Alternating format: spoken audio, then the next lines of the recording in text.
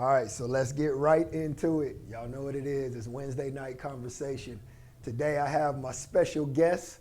Y'all see the big logo on his chest, but we're not going to get to that yet. We're going to work up to that. But one of my favorite athletes for a lot of different reasons. One, work ethic, discipline. I mean, he's just a focused young individual, and it's been great watching him develop over the last few years and just turn into an athlete with multiple offers and all that, which we'll get into. But now he's in that transition window, headed out to SC. So let me introduce Michael Jackson III. Sure. Yes, sir. How you doing tonight? I'm doing good. Thanks for having me. Yeah, no doubt, man, no doubt. Yeah. So where I want to start at, just because I really want people to get a little bit of background. When did you start playing football? When I was 6 years old, I was just playing for my dad. Okay. Really. Yeah. He would have a little team. Okay. And then he kind of got into the whole NYS thing. Got it. Just making teams, Hurricanes, Ravens, stuff Yeah. like that. And I would just always be with him, playing with him. Dope. So he was really the person that got me into football. Okay. Nice. So, yeah. Love it, love it, love it. So my question is, at what age did you feel like football was it? Like it became more serious, where you were like, this is what I want to do. I want to be the best football player possible. You remember about what age that was? Yeah, so it's like growing up, like my whole family was always football. Yeah. But like when you grow up and you go through those like teenage phases and stuff like that, middle school, you Yeah. kind of find different stuff you like. Of course. And I did, like when I was playing when I was little, it was just seemed like the thing that I was supposed to do. Yeah. Just because I was kind of like put into it. So you don't really have that mindset like this is what I want to do for the rest of my Yeah, life. it's just something you're doing you're just as a a little kid, basically. Yeah. So like I got into like soccer and gymnastics and stuff like that. Oh, wow. But when I really understood that football was like, this is like for me, Yeah. really didn't come into my sophomore year. Really? Sophomore year of high school? Probably Wow. going into Yeah. sophomore year of high Yeah, school. so like freshman going into sophomore? Yeah. Wow, 'Cause that's crazy. My freshman year, I was just kind of like, this is high school. Like Yeah. I was just kind of enjoying that part of it. Yep. But like I never really had success in football yet. Yeah, And got so, it.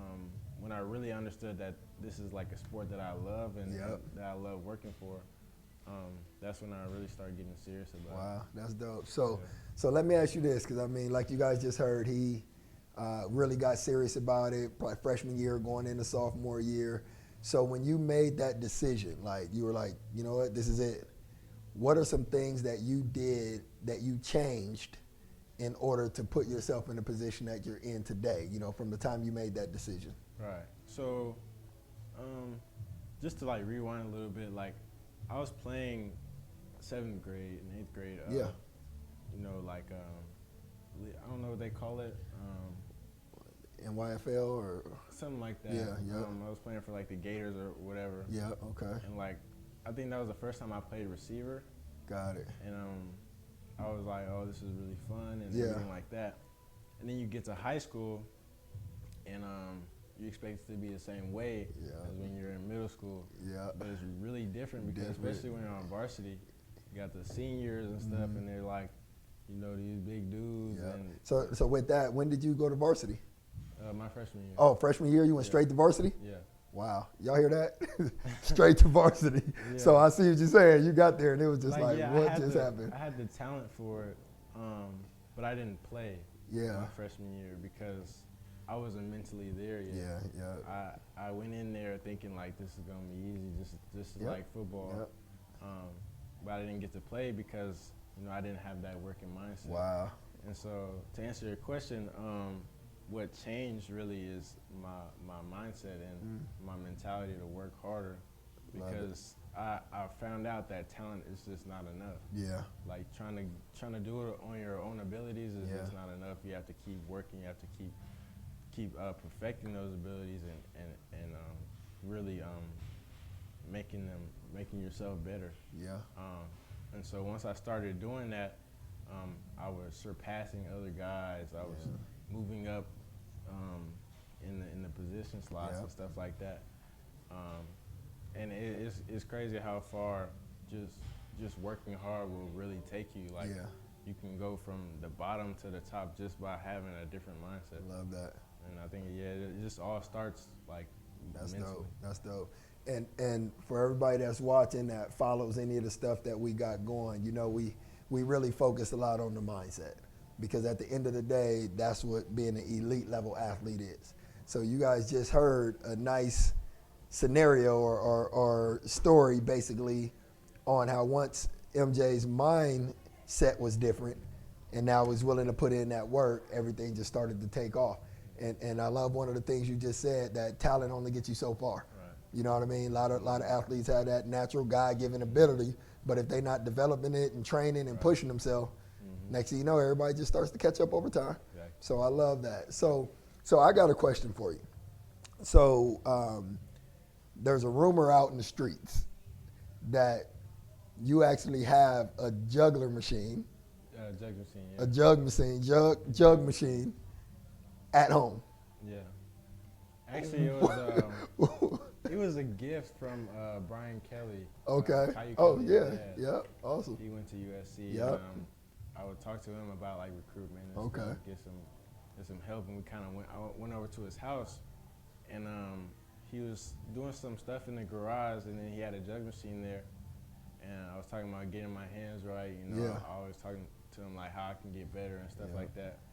And Caillou just went off to college, so he was like, "You just take this jug machine." I don't need it. I'm good. Yeah, and as soon as I got it, I just used it every day. Wow. Okay. So now this is where I need to get the visual for this. How often did you use it? Every day. Let me ask one more time. How often did you use it? Every day. Every day? Yeah. Wow. Especially during the season. And, Yeah. During the season, only had one drop. Really? Through the whole season, one drop? And it came like towards the end. Wow. It got cold and stuff like that, but I had about like. So what would you do? You would just be in the backyard? I mean, the jug machine, you got to have a partner. Somebody got to feed the ball. Like what? How does this happen? So my dad usually wakes me up about like 6 a.m. Okay. Something like that before he has to go to work, and I have to do my stuff also. Yeah. So it'd be pretty early, and we just kind of created this formula where when you wake up, the first thing you do is catch a ball. Wow. So it'll kind of like make you mentally stronger. Like Man, the first thing that's I awesome. do is catch the ball or do something. with my Love hands. it. And so it just had that reflex and stuff like that. That's huge, man. Hey, I really hope my young athlete, I won't even say young, I hope all my athletes out there are really listening to this. I mean, just that level of commitment, and for him to make that commitment that every morning I'm going to do this, and then to see the result of it, only one drop pass the whole season at the end of the season, you know, so that's just a testament to that. You're going to get out what you put in. If you're willing to commit and put in that extra work, it's going to pay off. So I love that, man. I just had to ask you about that because that's been the word on the street. Yeah. So let's get into recruiting. You know, what was it like when you got the first offer, and what school was that? So my recruitment, it was hard because I was in like every position you can be in as a football player. I was from the bench to the guy that was on top but not getting looks. Like there's a lot of guys out here, especially in Vegas, that are really good, have really good talent. Yeah. You know, you see them, if you go out to their games, you know, they'll stand out, right? But no offers, no looks. You have to go everywhere, try to get attention, and you just wouldn't get there. And so my first offer came from BYU. Okay. And when my coach called me and told me, he actually told my dad first. Okay. Because coaches, they can't talk to you. Yeah, directly. Until you get to junior year or something like that. Mm-hmm. So he told my dad, and then my dad came to me. He was just like, BYU just offered you. And I was just like, I was so confused because they were never talking. Because you like, I haven't talked to anybody, nobody's called, I haven't got nothing in the mail that's like. Yeah, so it's kind of like you're kind of in denial with yourself. You want to like put him on the phone, like let me. Yeah, like let I me need talk to him. make this real. Right now it just sounds like maybe. Right. Yeah, okay. And so when I kind of seen that everything was confirmed and situated, I just felt blessed at that point, like all this time, because that came the summer going into my junior year. Okay, so summer going into junior year. Yeah, that's dope. When I was like after a whole sophomore year, playing football, no offers, going to camps, no offers. It's like everything started to actually shine. Yeah, that's dope.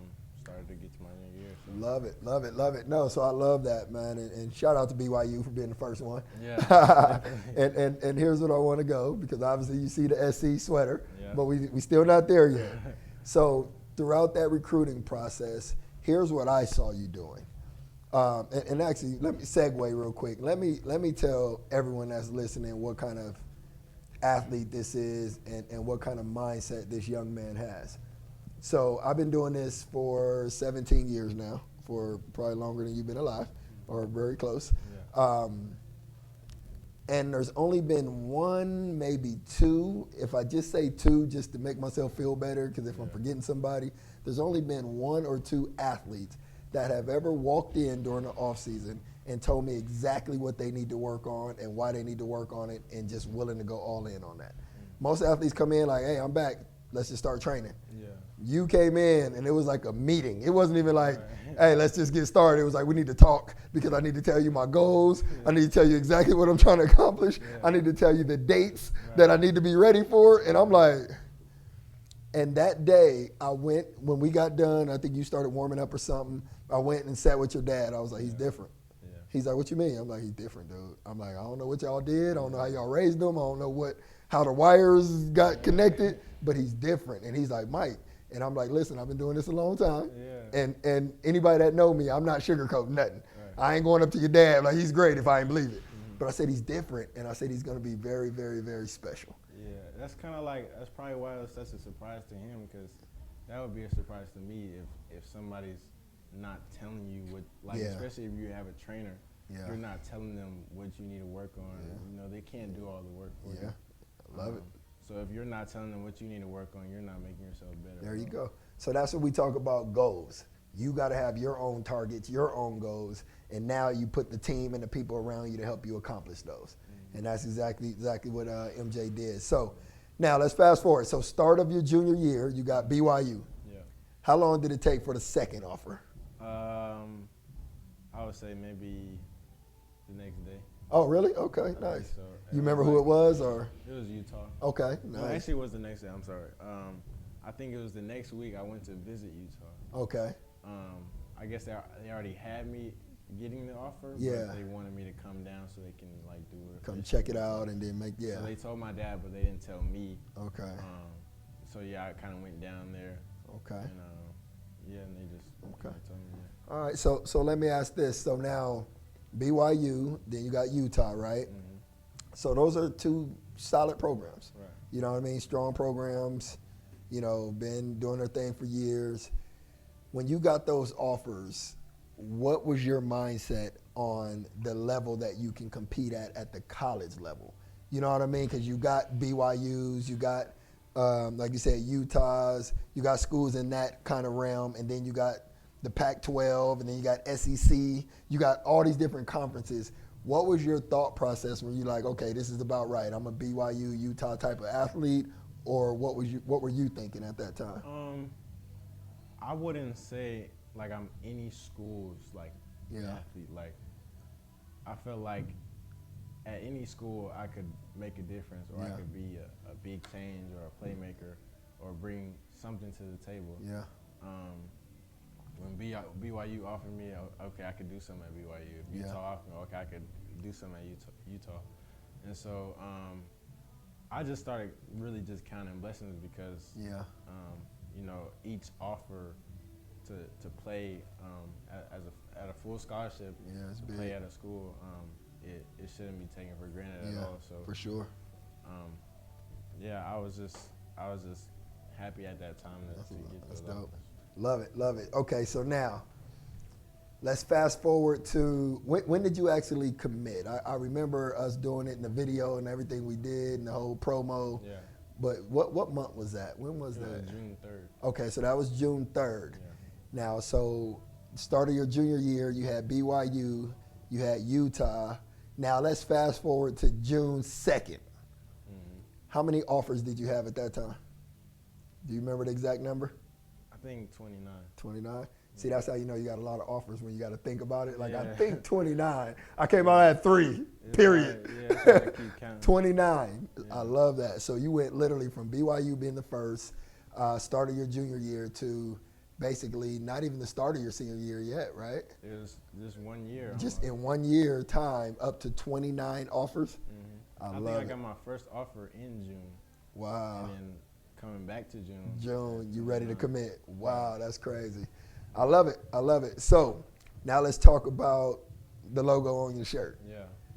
29 offers. What were your top 5? Like what did you narrow it down to out of 29? Yeah, so I think I made like a top 11 before, Okay. but Yeah. that was before other schools started offering, so I did it a little early, but it came down to USC, Oregon, Texas, I want to say Ole Miss, Mhm. and what was the other one? I think I put UCLA in there. But Okay. I think it was a different team.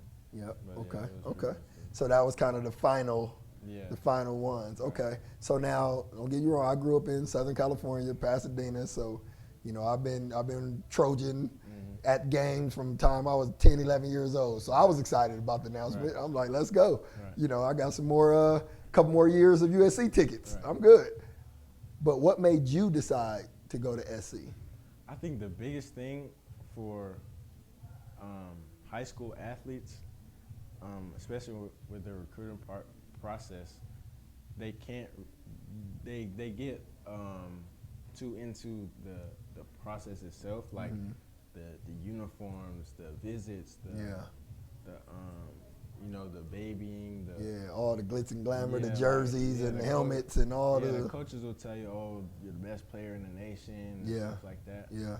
But you have to really look past that, and really see like what do they have to offer you. That's dope. Like you have to ask them questions. Like you Yeah. can't just let them feed you all this stuff. Exactly what you want to because- hear. Yeah. because At the end of the day, they're recruiting you. Like it's their job. They get paid to feed you all this stuff. Like Yeah. they're like an advertisement. Yeah. Almost. Yeah. And so, but once you get there, it's a whole different story. Yeah, that's true. And I know that's how it's gonna be. So, I was like, what school is gonna be real with me Yeah. when I ask them these questions and tell me like what can I do to help them? What can they do to help me? You love it. And so with USC, especially Coach Graham Harrell, he's not a recruiter at all. Is that Like, the receiver coach? no, he's the offensive coordinator. Oh, OC. Okay, got it. Yeah. Okay. And I think that's the biggest thing as offensive player. Yeah. The offensive coordinator decides where you Yeah, go exactly. and if you even start. And so talking to him and him telling me like I'm not BSing. Yeah. I'm not gonna feed you all this stuff. If you don't want to come here, that's fine. But That's what just it know is. that you're the guy I want. You fit perfectly in our offense. That's dope. And that was really it, like, Love for it. me, because nobody else really told me that. Like, they will all be like, oh, you're best receiver in the nation. We need to have you. And Yeah. all that stuff. And you just Just kind of over gassing you up, Yeah, but you're right. like, And okay, it's thank like, you, okay, but yeah. whatever. But, Yeah. he just kind of fed it to me straight. That's and dope.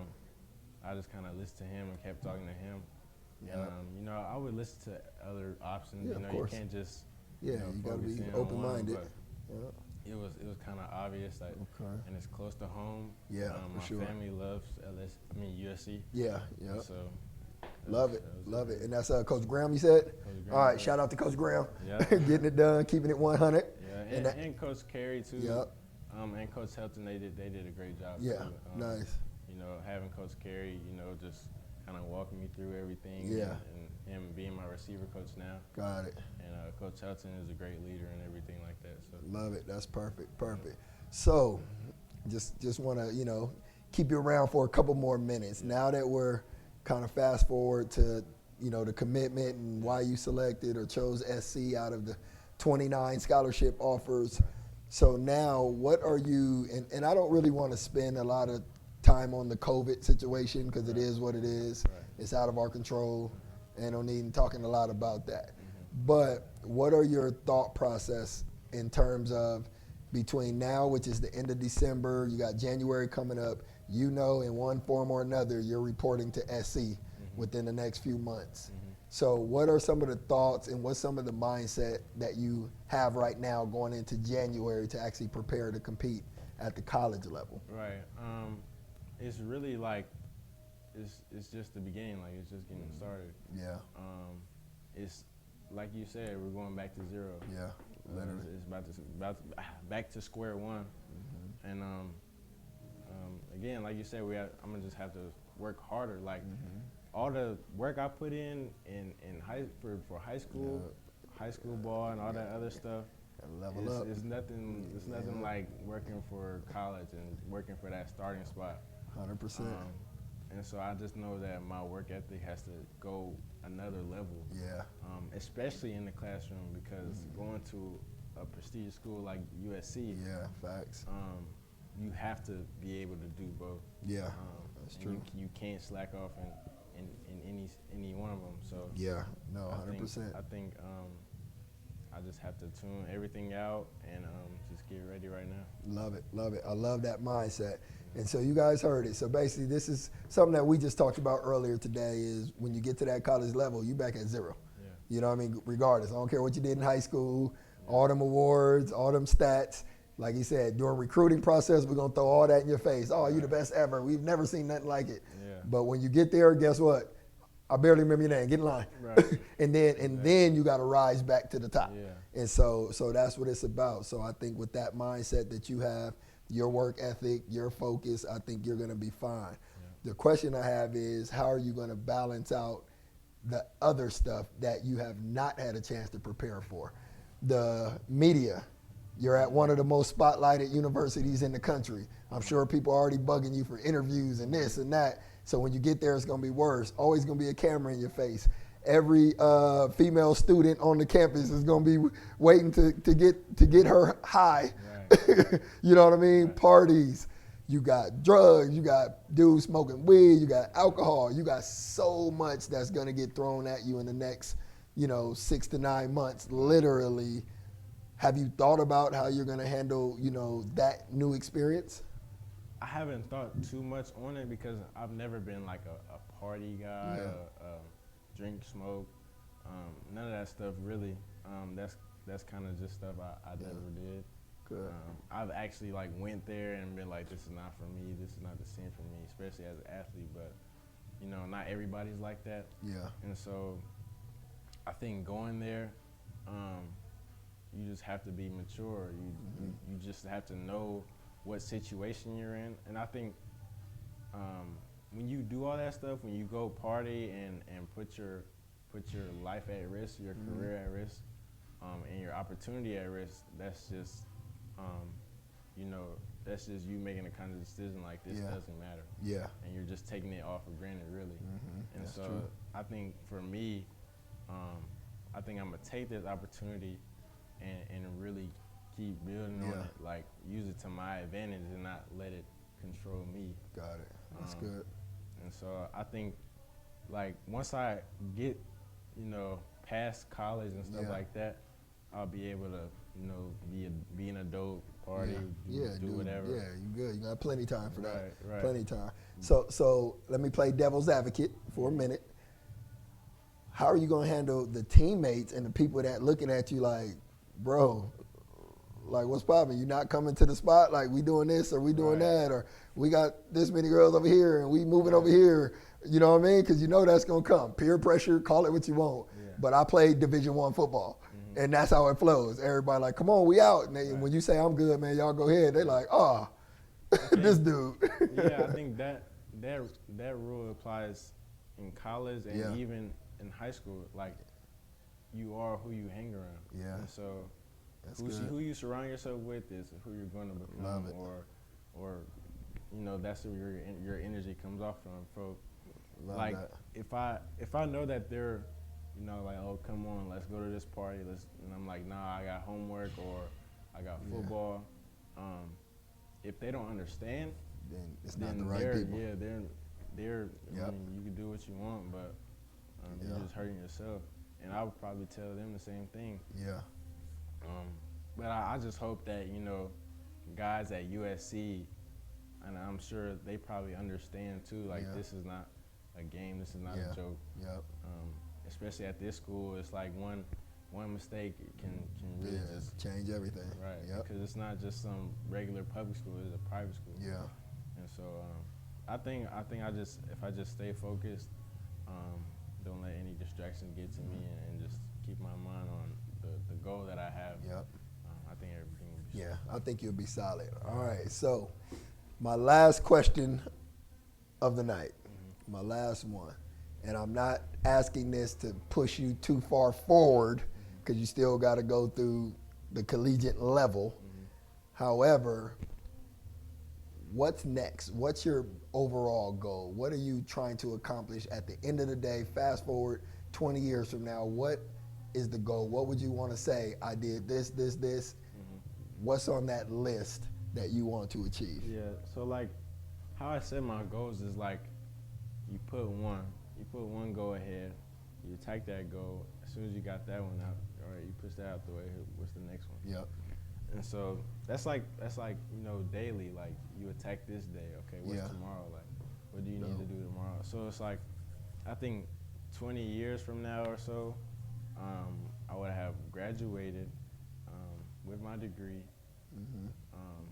Probably went back and got my master's because I'm trying to graduate in like 3.5 years. And so went to the NFL, got my degree, played in the NFL for a pretty long time. You know, it's not promised that you won't get hurt and stuff like that because it happens to a lot of athletes, but hopefully I can play a good amount of time in the NFL and then really actually start my actual career, you know, investing in businesses and stuff like that, kind of like what you do. Yeah, nice.